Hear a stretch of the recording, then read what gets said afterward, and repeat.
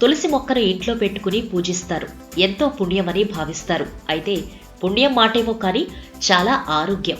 ఎందుకంటే తులసి మొక్క ఇంట్లో ఉంటే మెడికల్ షాప్ వైపు చూడక్కర్లేదు.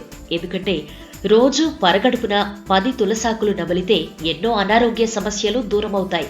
జ్ఞాపక శక్తిని పెంచడంలో తులసాకులు అద్భుతంగా పనిచేస్తాయి. నిత్యం కొన్ని తులసాకులను నమిలి తింటుంటే మెదడు చురుగ్గా పనిచేస్తుంది. శ్వాసకోశ సమస్యలు తగ్గించడంలోనూ తులసి బాగానే పనిచేస్తుంది. తులసి ఆకులు నమిలితే దగ్గు, జలుబు, ఫ్లూ, జ్వరం తగ్గిపోతాయి. తులసి ఆకులను రసంగా చేసి దానికి తేనెను కలిపి తాగుతుంటే కొద్ది రోజుల్లోనే కిడ్నీ స్టోన్స్ మాయమవుతాయి.